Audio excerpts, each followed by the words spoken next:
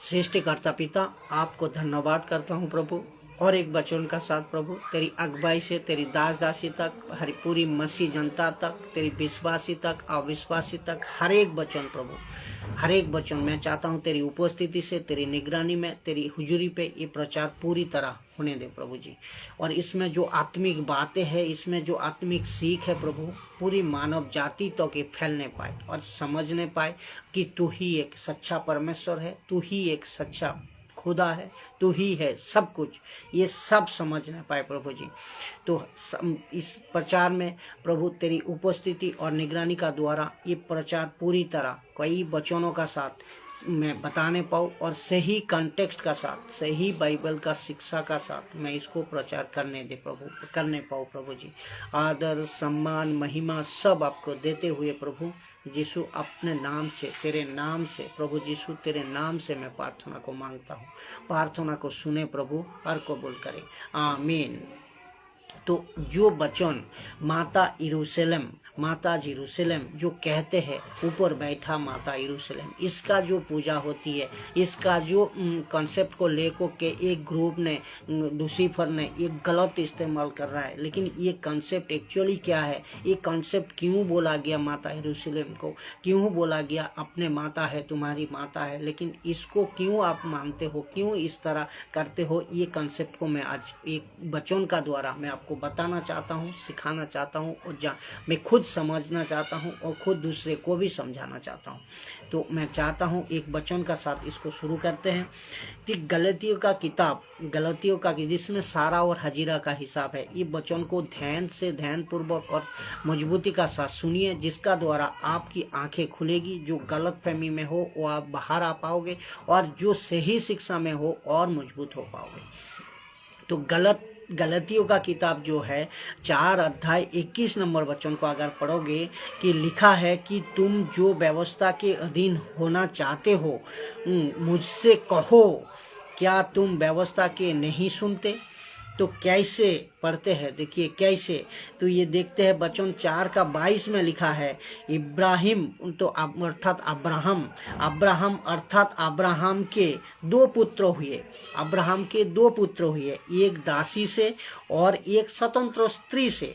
ये दोनों आपको समझना होगा। अब्राहम से 2 पुत्र हुए, एक दासी से, एक स्वतंत्र स्त्री से।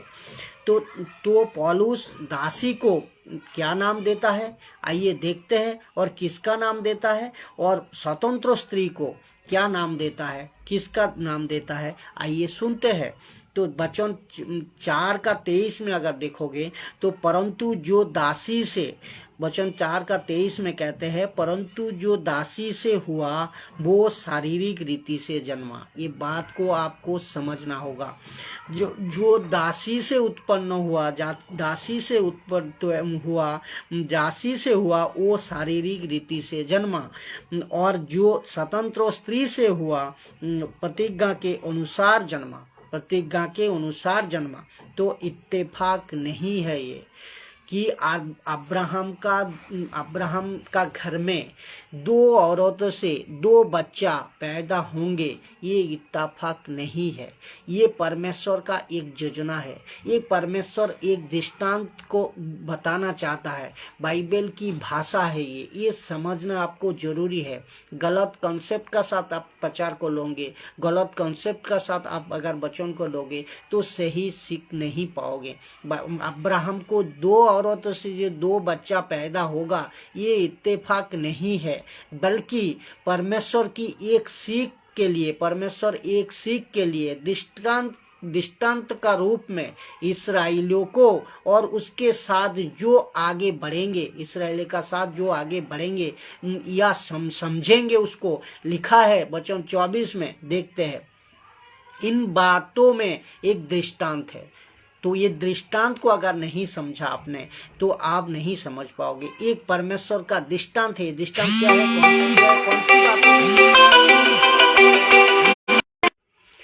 कौन सी बातों में दृष्टांत है? एक दृष्टांत है।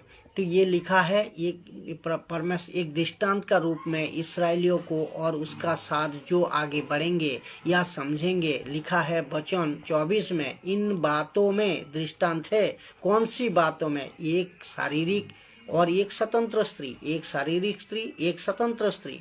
प्रतिज्ञा की औरत और शारीरिक औरत, ये दोनों में एक दृष्टांत है। ये बात को आपको समझना होगा, एक दृष्टांत है। दृष्टांत क्या है? लिखा है कि ये ये स्त्रियां, उसका मतलब प्लूरल शब्दों, मानो दो बचाए है, दो बचाए, जो बचाए है, ये तो सीने पहाड़ की, जिसे दास ही उत्पन्न होती है। एक मानो एक तो सीने पहाड़ की, जिसे दास ही उत्पन्न होती है, और वो कौन है? हजीरा। वो कौन है? हजीरा। तो हजीरा कौन है? पहाड़, ये मानो एक सीने पहाड़ की, जिसे दास कहते, दासी उत्पन्न होती है। तो दासी उत्पन्न, उसका मतलब ये है, वो है हजीरा। इसका मतलब ये है हजीरा सारा की कौन है? हजीरा सारा का कौन है? नौकर है, और या दासी है। तो उसे जितने भी बच्चे पैदा होते गए और आगे तक उन सब बच्चों ने कभी खुद को नहीं कहा, नहीं बताया कि हम इस्राएलियों का वारिसदार है, या हम प्रतिज्ञा के वारिसदार है। लेकिन क्योंकि लिखा है ये तो सीने पहाड़ की, जिसे दासी पैदा होते हैं, और इसहाक के लिए ये सब नौकर थे। इसहाक के लिए सब नौकर थे, इसीलिए दोनों का आपस में नहीं मिलता, दोनों का आपस में नहीं मिलता या नहीं जमता।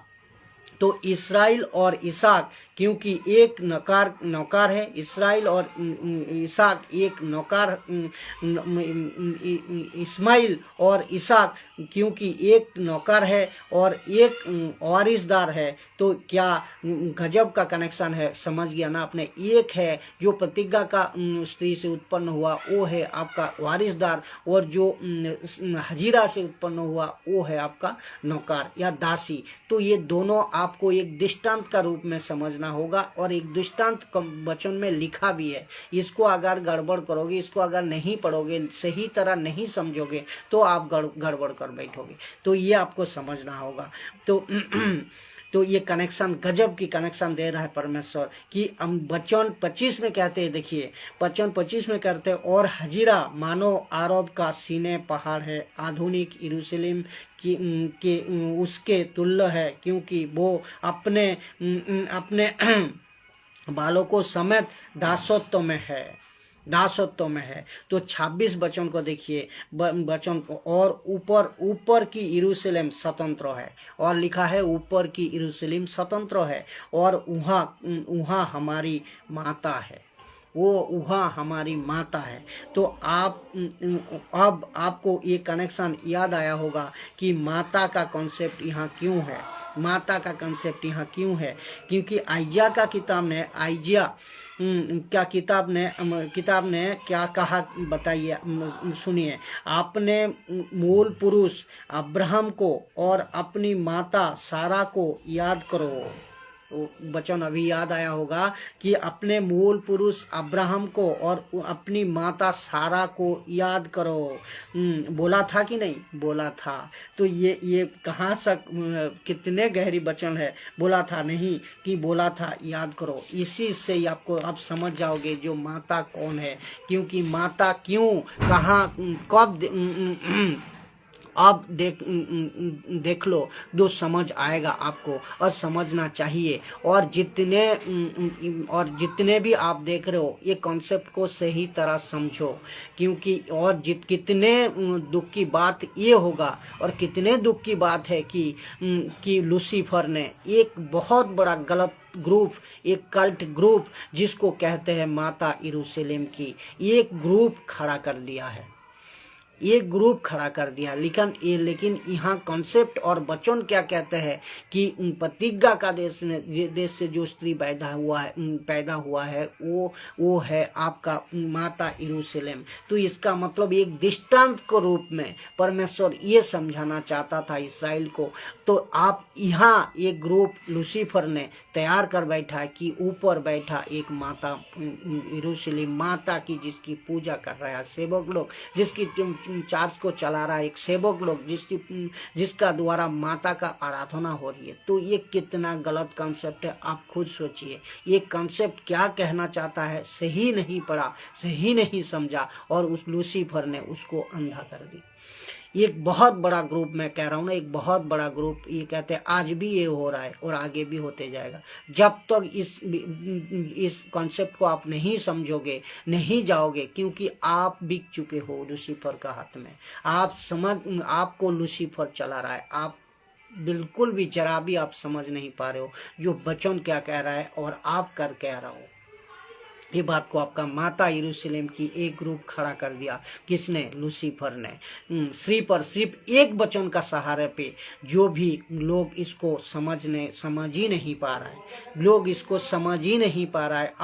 अब आप सोच को देखिए, लूसीफर अगर किसी को अंधा करता है, शैतान अगर किसी को अंधा करता है, लूसीफर अगर किसी को अंधा करता है, अंधा बनाता है, तो किस लेवल तक अंधा बनाता है कि आप अपना माथा पीटते रहोगे, आप अपना माथा हिलाते रहोगे, लेकिन उनको बिल्कुल समझ नहीं आएगा कि वचन क्या है। क्योंकि दूसरा करंथियों 4:4 कहते हैं कि उनको लूसीफर ने उनका बुद्धि को अंधा कर दिया है। तो आप समझो, जो लूसीफर का आत्मा का द्वारा प्रचार करते हो, जो लूसीफर का आत्मा का द्वारा प्रचार को लेकर चल रहे हो, और जो पास्टर हो, जो बिशप हो, जो दासी हो, और जो जहाँ कहीं से भी हिंदी समझ आए, देख रहे हो, मैं कहता हूँ बी केयरफुल, क्योंकि लूसीफर इतना खतरनाक है, वो आपको वचनों में ही ट्विस्ट करेगा, आपको यीशु का वचनों में ही गलत सिखाएगा, आपका यीशु का वचनों को लेको तोड़ मरोड़ कर सिखाएगा आपका जवान से, और आप बुद्धू बनकर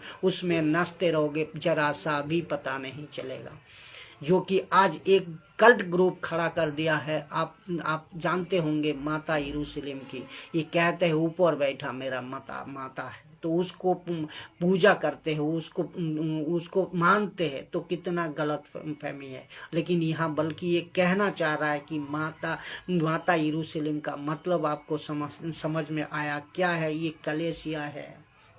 मैं आपको बताऊंगा एक नीचे वचन में, क्योंकि दूसरा करंथियों 4:4 कह रहा है ना, लूसीफर इतना खतरनाक है, लूसीफर पूरी मानव जाति को, उसका बुद्धि को अंध कर दिया है। तो चिंता मत करो, क्योंकि जिसको परमेश्वर चुनता है ना, उसको जरूर चुन को लाएगा। जिसको परमेश्वर चुनता है ना, उसको परमेश्वर जरूर चुन को लाएगा। लेकिन जिसको परमेश्वर तय कर लिया है ना, नहीं चुनूंगा, तो उसको आप बिल्कुल कोई ताकत नहीं है, उसको चुन को लाएगा। इसीलिए तो एक वचन कहता है, वचन मैं दे रहा हूँ, इसीलिए एक वचन कहता है मत्ती 7:6 अध्याय में कहते हैं कि सूअर और कुत्ते का आगे मत्ती मत फेंको। ये क्यों बताया है? तो मैं आपको भी कहना चाहता हूँ, हर एक दासी पास्टर पासी को जो सही शिक्षा में है, जो यीशु का सही वचनों का साथ है, जो यीशु का सही शिक्षा का साथ प्रचार कर रहा है और खुद को तैयार कर रहा है, उसको धन्यवाद करता हूँ। अगर जो नहीं कर रहा है, जो नहीं गलत तरीका से जा रहा है, वो परमेश्वर उसको चुनने का बावजूद भी उसका उद्धार हो सकता है। और मैं ये कहता हूँ, जो कोई भी प्रचार कर रहे हो यीशु का, जो कोई भी यीशु का प्रचार को ऑनलाइन हो या पुलपिट में हो या घर घर में जाको हो, डोर डोर में हो, जहाँ कहीं से भी आप प्रचार कर रहे हो, आप अगर परमेश्वर का वचन जो सुनने के लिए आपका मुंह से तैयार है, उनको तो सही है। अगर जो सुनने के लिए तैयार नहीं है, तो ये कहता है सुनने के लिए तैयार नहीं है, तो टाटा बाय बाय कर दो, सीधी बात है। ये कहता है, इसीलिए कहता है मत्ती 7:6 में कहते हैं कि कुत्तों और सूअर का आगे मोती मत फेंको, मोती मत फेंको। मोती कौन है? वचन। कौन? यीशु का वचन है, परमेश्वर का वचन है, मोती है। तो ये जो सुनना चाहते हैं उसको सैल्यूट, जो नहीं सुनना चाहता है उसको टाटा बाय बाय। तो ऊपर लिखा है क्या? ऊपर सारा अर्थात यरूशलेम, सारा ऊपर तो वचन में आते हैं, तो ऊपर सारा अर्थात यरूशलेम स्वतंत्र है, और ये कौन सा यरूशलेम की बात हो रही है? ऊपर अर्थात सारा जो कि यरूशलेम स्वतंत्र है, ये कौन सा यरूशलेम की बात हो रही है? ये कौन सा माता की बात हो रही है? और ये कौन सी खूबसूरत औरत की बात हो रही है? क्योंकि मैं पहले भी बताया, जो कि मैंने कहा कि सारा इतने खूबसूरत है, इतने खूबसूरत थे। अर्थात ये कौन है? ये कौन सी माता है? कौन सी यरूशलेम है? कौन सी खूबसूरत है? ये है आपको हमको दिया गया कलेसिया, खूबसूरत कलेसिया, एक्लेसिया जिसको कहता है कलेसिया। तो ये कंसेप्ट को एक वचन का खातिर में देखिए आप, लूसीफर ने कितने गड़बड़ कर को डाका है, कितने गड़बड़ में डाला है। आज आप ये समझना होगा ये कौन है। ये है खूबसूरत एक औरत है, ये जो कि सारा है। और ये कौन है? माता। ये माता है कौन? यरूशलेम है। ये खूबसूरत माता और खूबसूरत यरूशलेम और खूबसूरत सारा कौन है? एक कलेसिया है। इसीलिए तो कह रहा है दृष्टांत का रूप में परमेश्वर उनको आपको बताना चाह रहा है, लेकिन आप समझ नहीं पा रहे हो। क्यों? आप बिक चुके हो। आपका बुद्धि को लूसीफर का आत्मा ने नष्ट कर दिया, भ्रष्ट कर दिया, अंधी कर दी, जिसका वजह से आप इसको गलत इस्तेमाल करो। लेकिन ये बात सुनिए आप, लेकिन यीशु जब न्याय करेगा किसी को नहीं बख्शेगा। वो बताएगा आपको सब कुछ दिया है, बाइबल दी है, वचन दी है, पवित्र आत्मा दी है, उद्धार पाया आपने, सब कुछ आपका दिया है। लेकिन तो भी आप अगर गड़बड़ करोगे तो यीशु क्या छोड़ेगा? नहीं छोड़ेगा, न्याय उनका जरूर करेगा। तो पहले से आपको समझना होगा, आपको सीखना होगा। मैं चाहता हूँ इस वीडियो का द्वारा आपका आंखें खोले, आपका हृदय खोले और आप समझ पाओ यीशु का सही वचन का कॉन्सेप्ट। इसीलिए मैं बार बार कहता हूँ कि हर एक वचनों का सही कॉन्टेक्स्ट का साथ प्रचार करो, और प्रचार को सही सुनना है, सही समझना है। तो ये आपको कौन है? कलेसिया है। तो ऊपर की यरूशलेम स्वतंत्र है, और अब वहाँ हमारी माता है, जो कि प्रकाशित वाक्य 21 और 22 को अध्याय क्या कहते हैं कि जॉन ने देखा। प्रकाशित वाक्य 21-22 में भी इसका 21 और 22 में भी इसका जिक्र है कि जॉन ने देखा, यूहन्ना ने देखा एक नया शहर, एक नया यरूशलेम नीचे उतर कर आ रहा है। एक नया शहर कौन देखा? ये यूहन्ना ने प्रकाशित वाक्य 21 में और 22 में अध्याय में भी कहते हैं कि एक जॉन ने देखा, यूहन्ना ने देखा कि एक नया शहर, एक नया यरूशलेम नीचे उतर कर आ रही है। अभी समझ में आ रही है जो कि ये बात कितनी गजब की बात है। यही तो है जिसको आपको और हमको दिया गया है, जो कि एक्लेसिया, कलेसिया। और आप इसको समझ बैठे हो कौन? माता। आप इसको समझ बैठे हो कौन? माता यरूशलेम। तो इसका पूजा करते हैं एक कल्ट ग्रुप। तो अब मैं पहले क्या बताया? शैतान ने, लूसीफर ने, इब्लिस ने एक वचन को लेको, इसी यीशु का एक वचन को लेको, परमेश्वर का एक वचन को लेको एक कल्ट ग्रुप खड़ा कर दिए है। जो गलत फहमी में हो, ऊपर बैठा माता यरूशलेम है, वो आपको समझना होगा। ये वचन को, ये वीडियो को देखना और समझना। एक सही कंसेप्ट यही कहता है कि ऊपर बैठा माता यरूशलेम, ऊपर स्वतंत्र स्त्री का जो है सारा, और ये खूबसूरत स्त्री जो है वो सारा। ये कौन है खूबसूरत स्त्री? ये कौन है खूबसूरत माता? ये कौन है खूबसूरत स्त्री? ये है अपना जो कलेसिया, एक्लेसिया, जो कि हर एक दास दासी को, हर एक पास्टर बिशप को, हर एक यीशु विश्वासी को, हर एक यीशु को मानने वाला को दिया गया है। जो आज मैं प्रचार कर रहा हूँ, जो आप प्रचार को सुन रहे हो, जो जहाँ कहीं से भी प्रचार कर रहे हो, ये कलेसिया का थ्रू, ये कलेसिया आपको दिया गया है। ये कलेसिया हर एक दास दासी को दिया गया है। यही तो है खूबसूरत औरत, यही तो है खूबसूरत यरूशलेम। और यही तो यूहन्ना ने देखा था। प्रकाशित वाक्य 21 का 22 में अध्याय में लिखा है, जन ने देखा एक नया शहर, एक नया यरूशलेम नीचे उतर कर आ रही है, नीचे उतर कर आ रही। यही तो है जिसको आपको और हमको और सबको दिया है यीशु ने, वो की एक्लेसिया, कलेसिया। जिसकी आप दुल्हन हो, जिसकी आप हम दुल्हन है, तो आप समझ गए होंगे कि ये वचन कितनी गलत तरीका से इस्तेमाल किया जा रहा है, और आज भी हो रहा है, क्योंकि वचन ये कहता है ना, करंथियों 2 करंथियों 4 में कहते हैं कि उसको लूसीफर ने बुद्धि को अंधा कर दी। तो जो पास्टर, जो दासी, जो ग्रुप, जो संस्थाएं इस वचन को सही नहीं कंसेप्ट समझा, सही नहीं समझ को मान रहे हो, तो वो तो यीशु का पास साझा जरूर मिलेगा, लेकिन जो उसको फॉलो कर रहे हो, जो उसको मान रहे हो, उसको भी छोड़ेगा नहीं यीशु।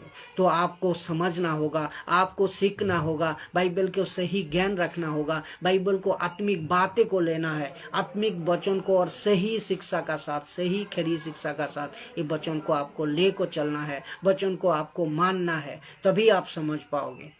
सबको जय मसीह की। और दूसरा एक वीडियो का साथ फिर मुलाकात होंगे थोड़ी देर बाद। प्रभु यीशु का मीठे नाम से सबको स्वागत करता हूँ। आप सब लोग बने रहो, और जितने हो सके वीडियो को शेयर करें, अब सब्सक्राइब करें चैनल को, जिसका द्वारा एक ही सिर्फ एक ही मकसद है, परमेश्वर का वचन फैले, परमेश्वर का वचन का साथ आप एडुकेटेड हो, और आपका ज्ञान, नॉलेज परमेश्वर का वचन का साथ और मजबूत होने पाए, यही मकसद है, और पूरी मानव जाति उद्धार को पाए। सबको जय मसीह की।